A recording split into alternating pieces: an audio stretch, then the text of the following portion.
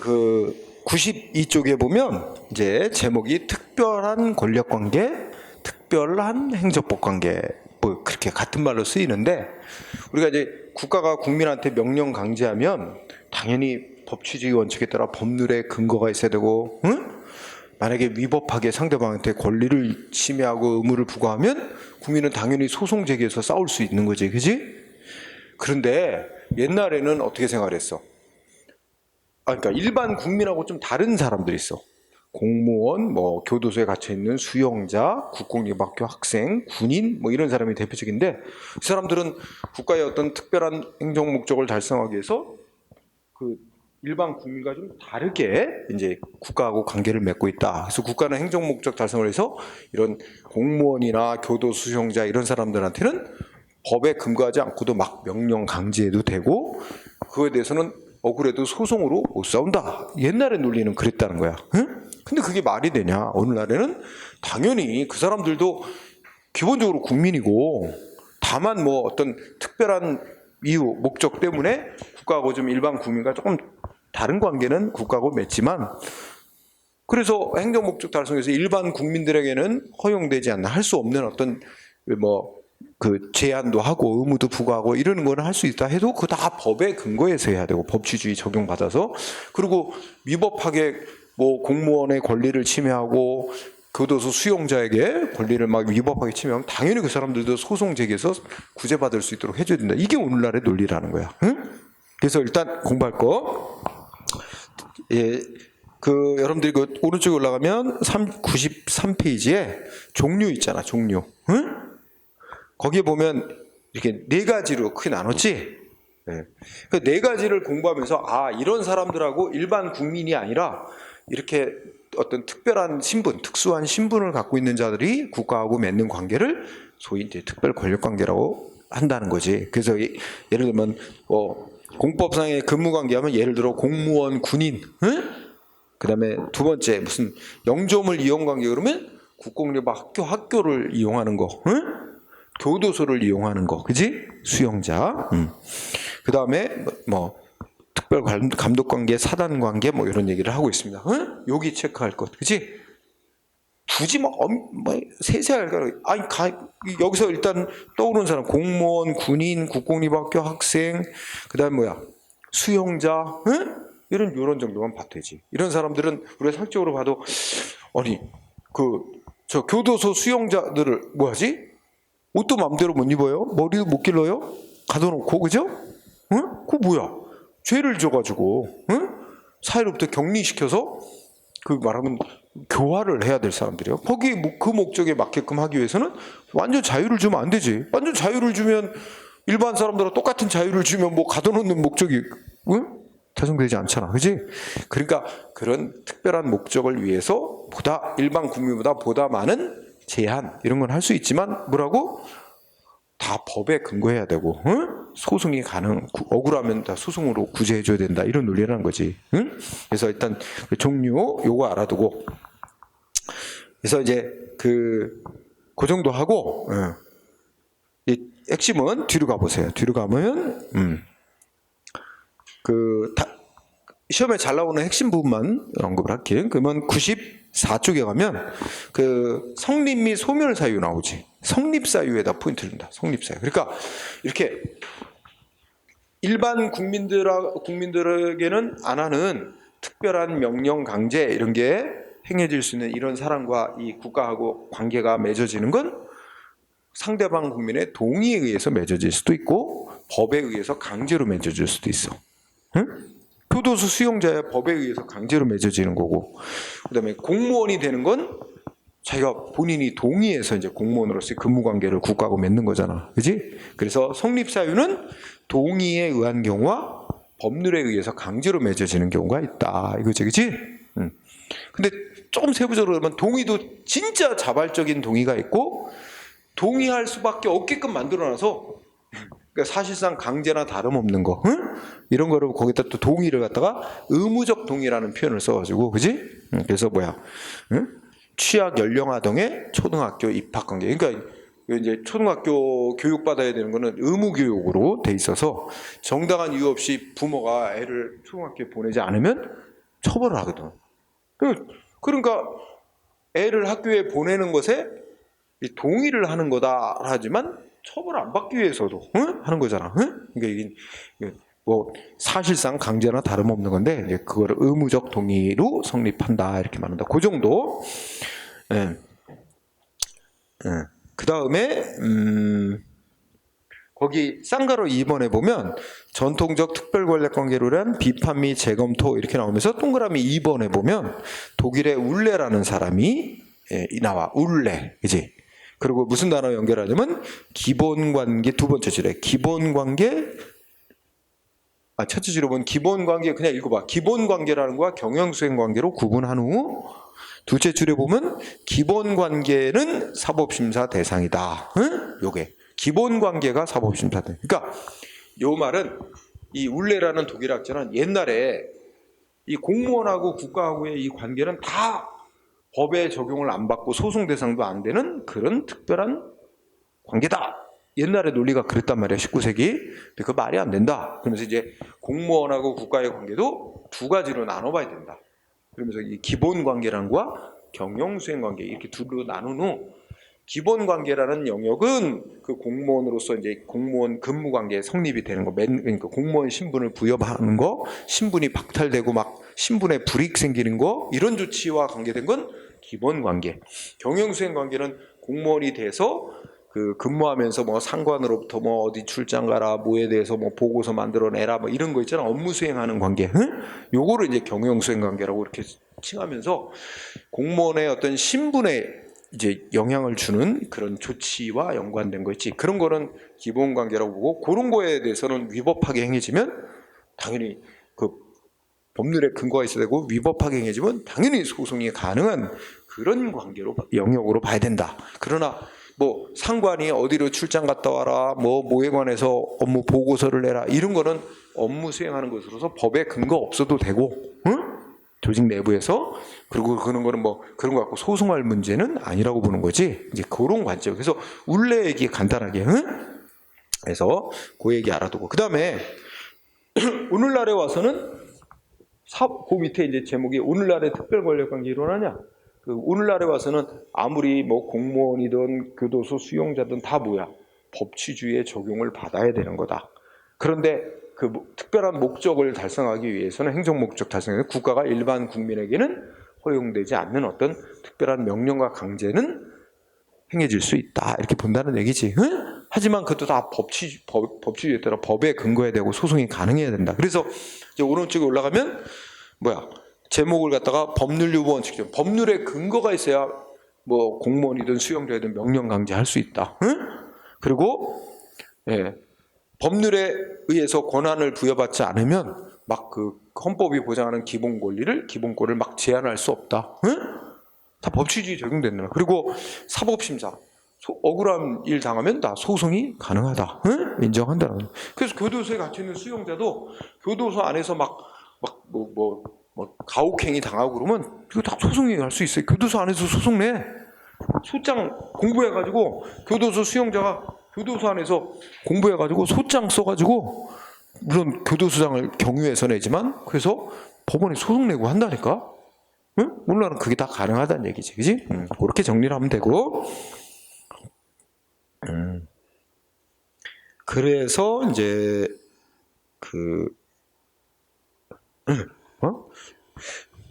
그래서 다음 페이지 가서 96페이지 가보세요. 96페이지 보면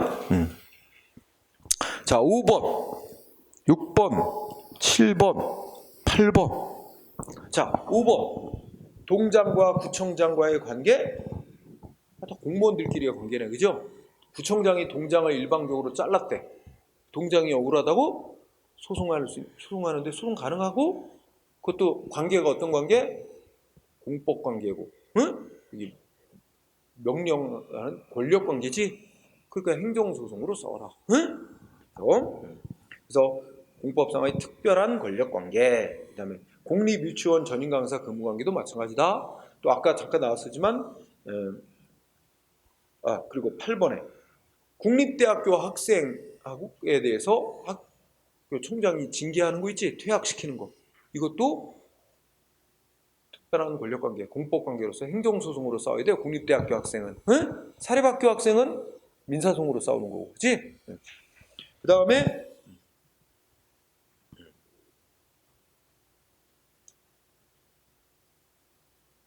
9번, 10번 교도소 소장이 그 감옥에 갇혀 있는 수용자 서신을 검열하는 행위, 공권력 행사인 행정처분. 응? 10번도 수용자가 편지 써가지고 외부에 이제 보내달라고 교도소장한테 신청을 했는데 교도소장이 거부한 조치, 이것도 공권력 행사인 처분. 응?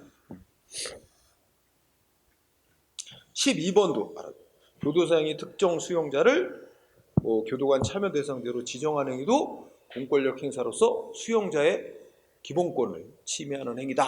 그래가지고 인정했고 수용 대상으로. 그다음에 13번은 여기 육군 3, 4관학교인데 육군 사관학교라고 칭하자. 육군 사관학교는 국립대학이고, 응? 거기에 사관생도로서 재학하는 관계는 특별한 권력관계, 그치? 근데 사관학교에 학칙이 있는데 뭐야? 육군 사관학교 학생은 성인임에도 불구하고, 응? 술 먹으면 안 된다. 이 헌법이 보장하는 국민의 기본적인 사생활, 응? 행복 추구, 이거 못하게 한 거 아니야? 성인임에도 술을 못 먹게요. 성인임에도 술 먹다 걸리면 한 번 받으면 무슨 뭐 이렇게 약한 징계했다가 2번 걸리면 퇴학, 이런 식으로 착칙이 정해놓고, 어떤 사관생도가 2번째 걸렸다고 퇴학을 시켰다는 거야. 그래갖고 사관생도 억울하다고 소송 낸 거야. 응? 성인이다. 그 원법이 보장하는 사생활 자유, 행복 주권, 이거 보장이 되는. 근데 또 사관생도는 또 이렇게 이 군대의 어떤 장교를 육성하는 것으로서 그 목적을 달성하기 위해서는 또 이게 일반 국민과 똑같은 자유를 줄 수는 없고 엄격한 규율이 필요하다. 필요하긴 해도 너무 과도하게 제한하면 안 되는 거 아니냐. 그러면 예를 들어서 이런 거는 이제 사관생도 이 제복을 입고, 응? 누구하고 뭐 시비가 붙어서 폭행을 해서 무리를 일으켰다든지, 응? 제복을 입고 술 먹고 막 개처럼 막 행동하다가 또, 응? 시민들의 제보로 문제를 일으켜, 이런 경우는 그거는 퇴학 사유로 할 수도 있지만, 이거는 이제 뭐 주말에 이렇게 외출 나오고 이런 거 허용하거든. 그럼 외출 나와서 친구들하고 만나서 가볍게 그냥 사복 입고 술 한잔 먹었는데 그거 가지고 사관생도가 술 먹었다고, 응? 아무런 무리를 일으킨 도 없는데 그걸 이유로 술 먹었다고 퇴학? 이거는 이 사관생도의 이 국민의 한 사람으로서 기본권이 보장이 되는데 그걸 제한하는 정도가 너무 과하다. 그래서 퇴학시킨 조치 위법이라고 판결 나온 그런 사례야. 응? 그러니까 한마디로 하면 공무원이든 뭐 국공립학교 학생 이런 수용자든 그 특별한 행정 목적을 달성하기 위해서 법률로 좀 더 일반 국민보다 많은 제한을 할 수는 있다. 이것까지는 인정해도 그것도 필요 이상으로 과도하게 하면 위법이다, 이런 얘기입니다. 응? 그래서 과도하게 해서 위법하게 불이익을 주면 다 소송으로 구제가 돼야 된다, 이런 얘기입니다. 응? 그래서 정리하면 되고요. 자, 그 다음에 99쪽으로 또 잠깐 가보세요. 99쪽에 가면 행정법 관계의 당사자라고 있어. 응? 자, 여기도 가끔씩 나오는데 여기를 보면 우리가 이제 이런 말이나 행정법 관계의 당사자는 행정을 행하는 주체와 그 상대방인 행정 객체, 이렇게 이제 관계를 맺는다, 이렇게 표현이 그래. 그럼 우리가 기본적으로 행정 주체에 국가가 있어. 국가하고 우리 일반 국민하고 국민 개인하고 관계를 맺잖아, 그렇죠? 응? 그렇죠?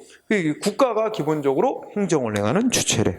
근데 여기 주체라고 하려면 주체라는 건 권리나 의무를 갖는 자야. 권리 의무 주체. 권리 또는 의무를 갖는 자가 주체야. 응? 근데 행정은 국가만 하는 게 아니고 행정은 누구도 하지? 지방 이제 공공단체도 한단 말이야. 공공단체도. 응? 그래서 이른바 공공단체라는 것도 법에 의해서 일반 국민들에게 행정 권한을 행사하도록 법에 의해서 권한받아갖고 일반 개인들에게 할 수 있으니까 공공단체도 일반 국민하고 사이에서 행정 주체, 응? 그런데 이 공공단체라고 하는 게 네 종류가 있대. 공단체라고 하는 게. 응? 그 중에 하나가 우리가 아마 인천광역시, 뭐 인천광역시는 계양구 이런 것처럼 지방자치단체가 있고, 응? 지방자치단체가 있고, 그 다음에 뭐야? 또 우리 아까 뭐 재개발조합 이런 것처럼 공공조합이 있대. 공공조합, 재개발조합, 재건축조합, 응? 그러니까 농지개량조합 이런 거 나오지. 그 다음에 또 뭐가 있냐면 영조물 법인이라고 있대. 이게 생소한 용어지. 영조물 법인이란 건 이 영조물이 국립학교라든지 교도소라든지 이렇게 공익 목적을 위해서 만들어 놓은 그런 시설과 거기에 종사하는 사람을 다 묶어서 영조물이라고 그래. 그래서 그런, 근데 이제 그 영조물인데 법인으로 만들어 놓은 거, 응? 그러니까 권리 의무를 갖는 단체로 이렇게 만들어 놓은 거, 그게 이제 행정주체. 그 다음에 이제 공법상 재단법인이라고 이렇게 네 종류 있다 이렇게 얘기를 해요. 응? 그 정도 하고, 그 다음에 또 누가 있을 수 있대? 이게 일반 개인이나 민간 단체가 국가나 지방자치단체로부터 행정 권한 부여받아서 하는 경우, 응? 이럴 때 그런 자를 공무수탁사인 또는 공무위임사인 이렇게 얘기를 해. 응? 그래서 요 사인도, 공무를 수탁받은 사인은 일반 국민들에 대해서 부여받은 행정 권한을 행사하니까 이럴 때는 행정 주체가 된다. 응? 이렇게 얘기를 한단 말이에요. 이렇게 해서 요 얘기를 하고 있어요. 책에서. 그래서 우리가 아까 공부한 것 같으면 국가가 개인한테 공익목적 달성해서 법이 정한 명령 강제를 행하면 그것이 이제 공법 관계이고, 응? 또 국가가 뭐 대등한 입장에서 개인하고 뭐 재산 거래 계약을 한다, 이런 거는 사법 관계인 거고, 그렇지? 그런 거죠. 이거 마찬가지예요. 얘네들도 이렇게 된다는 얘기죠. 그래서 행정 객체는 일반적으로 이제 그 일반 국민이 되는데, 근데 누가 또 낼 수 있냐면 지방자치단체 같은 경우는 예를 들어서 국가로부터 또 지시 명령을 받습니다. 그죠? 그러니까 지방자치단체는 일반 국민들한테 뭔가 부여된 권한을 행사할 때는 행정 주체지만 국가로부터 무슨 행정에 관한 지시 명령을 받을 때는 이때는 행정 객체 입장에 놓이니까 지방자치단체는 행정 주체이기도 하면서 또 한편 행정 객체의 입장에 놓인 거지. 그러니까 얘네 둘은 봐봐. 요 관계에서는 어떻게 돼? 일반 국민하고의 관계에서는 행정 주체지만 국가하고의 관계에서는 또 행정 객체 입장에 놓이기도 하나, 이중적 지위를 갖고 있지. 근데 국가는 국가한테 지시 명령하는 우월한 공권력 행사자는 없습니다. 그 국가는 행정 주체만 되지 객체가 되는 일은 없다, 이런 말이 되는 거지. 자, 그리고 요 얘기를 하기 전에 여러분들이 이제 꼭 공부해야 될 게 있어. 그래서 거기 이 99페이지 맨 위에 박스 안에 내가 정리해 놨지, 그지? 그래서 행정 주체와 행정 객체 이렇게 나눴지.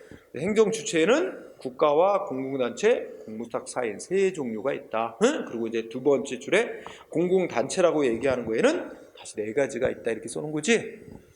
그리고 행정 객체는 일반 사인, 일반 국민들이 이제 행정 객체가 대부분 되지만 그 옆에 공공단체와 공무수탁 사인은 일반 국민에 대해서는 행정 주체 입장이지만, 응? 또 국가와의 관계에서는 행정 객체 입장도 되니까 이중 객체도 넣는 거잖아. 그래서 공공단체와 공무수탁 사인은 이중적인 지위를 갖고 있다, 이렇게 말할 수 있다는 거지, 그지?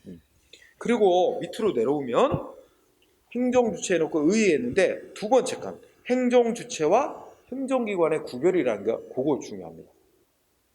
행정주체와 행정기관의 구별, 그지? 그래서 요 내용이 이제 동그라미 1번을 읽어보면 행정기관이란 거는, 행정기관은 자기가 소속된 행정주체를 위해서 일정한 권한을 행사하는 행정주체 활동기관을 말한다. 그러면 둘째 줄에 대통령으로부터 해서 장관, 시도지사, 시장구수, 구청장, 군수 이런 데들은 다 행정기관이지 행정주체는 아니라는 거야. 응? 그치? 이 두 줄이 핵심이야.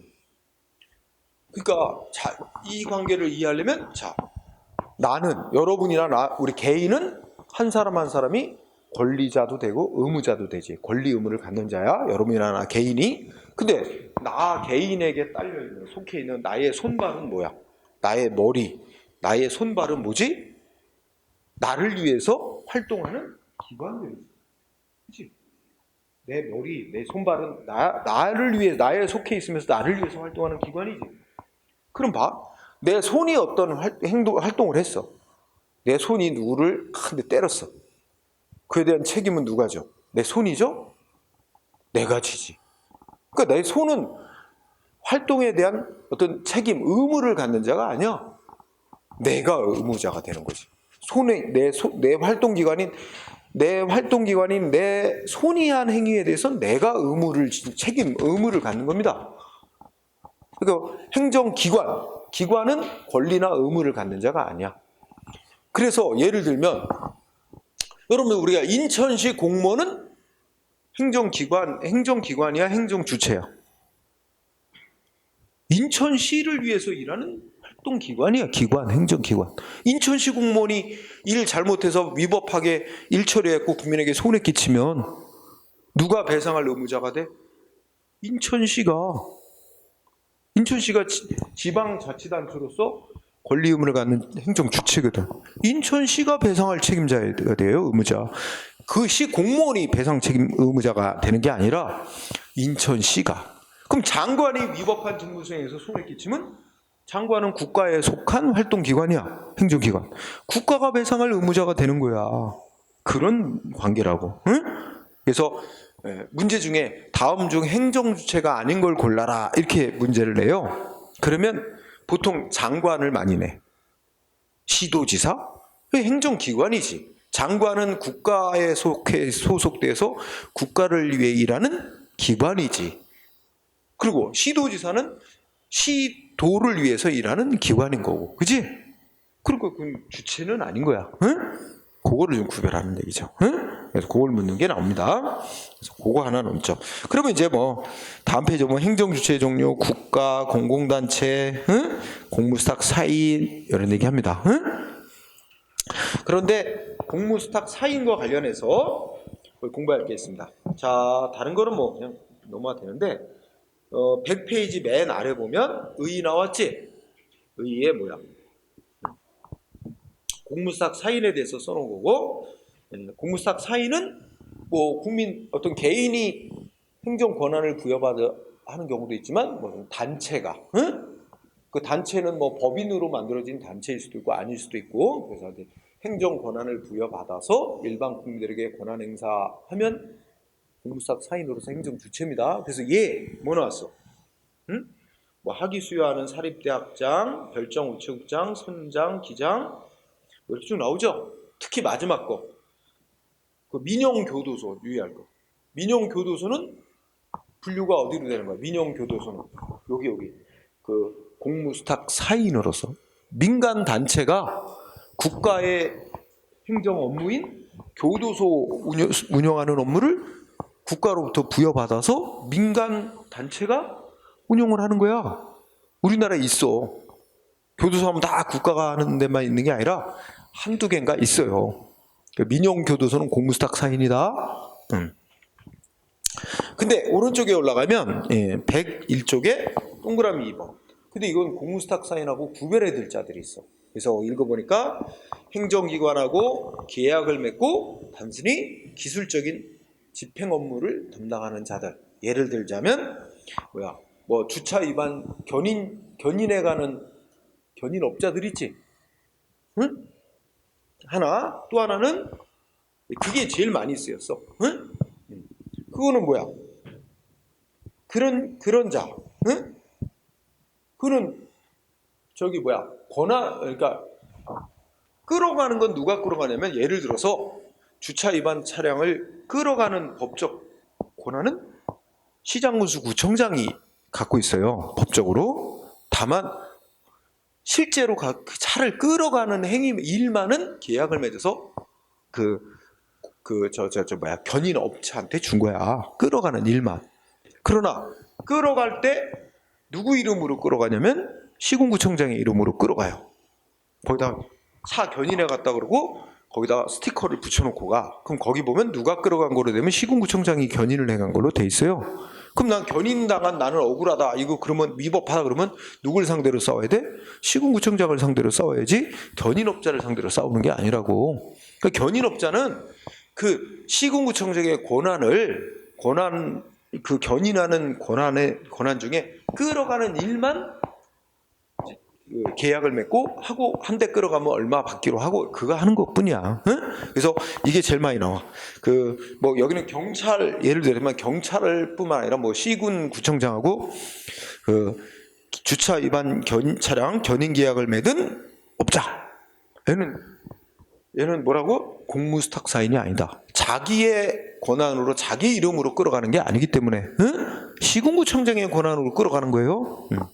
그런 거. 그리고 그 바로 밑에 있잖아요. 단순히 그냥 행정업무 보조하는 자에 불과한 자. 그지? 이건 권한을 부여받은 게 아니라 시키니까 그 보조하느라고 시킴을 받아서 그냥 하는 것뿐이지 자기의 권한을 행사하는 게 아니라 자기에게 권한 부여돼서 자기의 이름으로 행사하는 게 아닌 거. 응? 이런 자는 구별해야 된다는 얘기입니다. 예, 그 정도. 자, 그러면 됩니다. 그러면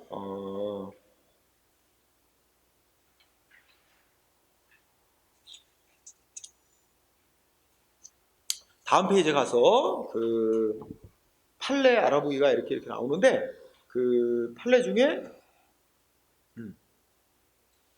3번, 3번하고 5번 두 개의 판례를 공부하도록 합니다. 자, 3번은 우리가 이제 원천징수라는 말이 나와요. 원천징수는 원래 회사에 다니는 직원들 있지? 매달 월급 나오지? 월급 나올 때 세금 떼 안 떼? 세금 떼. 그게 원천징수한다 그래. 그러니까 원래는 1년 동안 자기 월급 다 원래 연말에 1년 동안 자기 월급 다 이제 총합해가지고 거기서 법에 따라 세금 계산을 해서 이렇게 내는 게 이게 원래 원칙인 거야. 근데 국가가 세금 걷는 거 편하게 하기 위해서 법을 어떻게 했냐면 회사한테 의무를 부여한 거야. 회사한테. 응? 그 직원들 월급 줄 때는 딱 뭐 법으로 몇 프로 있어. 월급의 3% 뭐 이런 식으로 딱 3% 떼고 월급 줘라. 그리고 뗀 세금은 국가에 내라. 이렇게 해놨어. 국가에 굉장히 세금 걷기 편하게 해놓은 거지. 그게 원천징수. 그지? 그래서 용어가 나오는데 이제 말하자면 국가가 있고 그 다음에 여기 원천징수 이제 의무자라고 표현해. 원천징수 의무자. 그게 누구냐면 세금 떼서 국가에 납부하라고 의무를 부여받은 자야. 누구냐면 이거 회사야, 회사. 응? 회사. 그리고 여기에 보면 이제 그 직원이 있단 말이야. 응? 그러면 원래 세금은 누가 내는 거야? 이제 일단 최종적으로 보면 직원의 소득에서 세금을 떼서 내는 거니까 직원이 이제 국가에 세금 내는 거잖아. 내는 건데 근데 이 회사 측의 법으로다가 회사가 매달 월급 줄 때 딱 법으로 정해진 비율만큼 딱 떼서 국가에 납부해라. 응? 이렇게. 그래서 여기서 이게 그러면 이 원천징수 의무자에 해당하는 회사는 국가로부터 세금을 징수할 공권력, 세금을 직원으로부터 징수할 권력, 그 공권력을 부여받아서 세금을 떼는 거냐라고 하는 게 문제가 되는데 그렇게 보면 이제 공무수탁 사인이라고 할 수 있는데 그게 아니라는 거야. 얘는 국가의 세금 징수를 편하게 하기 위해서 법으로다가 의무를 부여했다는 거야. 회사한테 의무를 부여해서 얘는 법이 정한 의무를 이행하는 행위를 하는 것뿐이지 세금을 징수할 공권력을 부여받은 건 아니다. 의무를 부여받은 것에 불과하다. 의무 이행하는 거에 불과하다. 그래서 판례의 핵심은 자 3번 판례의 핵심 뭐야? 응? 자 그래서 밑줄에 있지, 그지? 그 이 회사가 넷째 끝에 원천 징수하는 행위 있지? 그거의 성격을 묻는 거야. 회사가 원천 세금 직원들의 월급에서 세금 떼가지고 국가에 납부하는 원천 징수 행위는 뭐래? 법이 정한 의무를 이행하는 행위에 불과하지 국가로부터 세금 징수권이라는 공권력을 부여받아 행하는 행정처분은 아니다. 그죠? 이해됐어요? 이 말 속에는 공무수탁 사인이 아니라는 말이 숨어 있는 거야. 응? 의무를 이행하는 자에 불과하지 무슨 세금 징수권이라는 공권력을 부여받아 행사하는 게 아니라는 거지. 그러니까 원천 징수금자는 공무수탁사인이 아니다 이런 말하고 같은 결론이 되는 거예요. 그리고 5번 판례는 왜 보자 그랬냐면 원래 세금을 부과하는 거 누구의 일이야? 세무서장의 일이지. 세무서장의 권한이야. 근데 세무서장이 세금을 부과했고 상대방이 안 내니까 그 사람 재산을 압류했고 여기까지는 이제 세무서장이 했는데 압류한 재산을 경매로 파는 거는 이것도 세무서장의 권한이야. 근데 세무서장이 재산 압류까지만 해놓고 그 경매로 파는 건 누구한테 넘겨줬어? 권한을. 성업공사라고 하는 단체한테 넘겨준 거야. 응? 성업공사, 지금은 이제 한국자산관리공사라고 이름을 바꿔 부르는데 넘겨줬어. 그래가지고 그러면 성업공사라는 데서 세무서장으로부터 압류한 재산 경매로 파는 거라. 여기 공매라고 표현하지. 공매 권한을 넘겨받아갖고 성업공사가 공매로 해서 팔았어. 그랬더니 그 재산 세금 부여받은 자가 그게 위법하게 행해졌다며 이러고 소송으로 싸우려고 하는데 누굴 상대로 싸워야 되냐 이런 문제가 되는데 여기서는 이 성업공사가 뭐야? 공무를 위임받은 사인이라는 거야. 응? 공무 위임받은 단체야. 공무 위임받은 공무수탁 사인이야. 응? 그러면 그 공매 처분이라고 공매할 수 있는 권한이 세무서장으로부터 성업공사에게 법적으로 완전히 넘어간 거야. 넘어가서 성업공사가 자기의 권한으로 자기 이름으로 권한을 행사한 거고 그게 위법이면 성업공사를 상대로 소송하는 거야. 응? 그리고 이건 이제 소송 파트에서 얘기하면 처분 권한이 위임이 된 경우 누구를 피고로 해서 소송해야 돼? 수임청. 수임청의 역할에 해당하는 게 여기 성업공사라는 얘기지. 그지? 수임청 피고로 하는 거. 그래서 요 5번 판례의 핵심은 그러니까 여기 들어있지는 않지만 성업공사는 공무수탁 사인으로서 공매 처분을 행하는 처분청이 되는 거고 그래서 마지막 줄에 소송을 제기할 경우 상대방이 소송을 제기할 경우 공매 처분 권한은 세무서장의 원래 권한이었는데 세무서장이 넘겨줬다. 위임을 했다. 응? 그래서 이제 완전히 성업공사의 권한으로 넘어온 거기 때문에 성업공사가 자기의 권한을 자기 이름으로 행사한 거라서 성업공사를 피고로 해서 소송해야지 세무서장 피고로 할 게 아니다. 이게 이제 판례의 핵심이야. 예. 뭐 그렇게 하면 된 겁니다. 응? 그렇게 정리를 하고 원래 시험에서 중요한 부분은 뒤쪽에 이제 뭐가 있냐면 그 사인의 공법 행위로서의 신고 행위라는 파트가 있어요. 그 파트가 시험에 굉장히 많이 나오는 중요한 영역이거든. 근데 그 중간 중간에도 있지만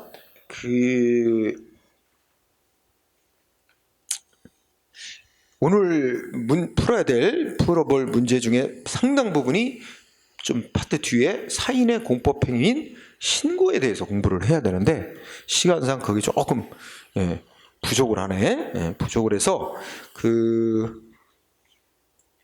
오후에 그 파트를 이론을 좀 1시간 더 해야 될 것 같아요. 사인의 공법 행위를 공부를 안 하면 우리 문제 풀이 집에 있는 그 많은 문제를 제대로 커버하기가 힘들거든. 그래서 조금 중간을 건너뛰고 시험에 많이 나오는 영역인 사인의 공법 행위를 공부하도록 하겠습니다. 그걸 하고 문제를 풀도록 할게요. 응?